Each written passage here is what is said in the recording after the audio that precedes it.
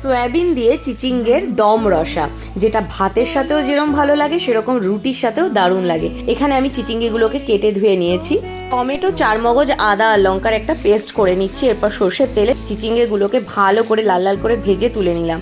এরপর ওই তেলেই আলুগুলোকেও নুন দিয়ে ভালো করে লাল করে ভেজে তুলে নিলাম।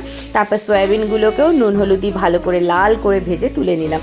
এরপর ওই তেলে কালো জিরে আর শুকনো লঙ্কা ফোড়ন দিয়ে তার মধ্যে বাটা মশলাটা দিয়ে নুন, হলুদ, জিরের গুঁড়ো, ধনের গুঁড়ো আর লঙ্কার গুঁড়ো দিয়ে ভালো করে মশলাটাকে কষিয়ে নিচ্ছি। তেল ছাড়লে পরে তার মধ্যে ভাজা আলু আর সয়াবিন দিয়ে আরও একবার নেড়ে চেড়ে অল্প জল দিয়ে ঢাকা দিয়ে রেখে দেবো। এরপরে এই আলু আর সয়াবিনটা ভালো মতো সেদ্ধ হয়ে যাওয়ার পরে এতে ভেজে রাখা চিচিঙ্গেটা দিয়ে আরও একবার নাড়াচাড়া করে নিয়ে জল দিয়ে দিলাম আর এরপরে ঢাকা দিয়ে রেখে দেবো।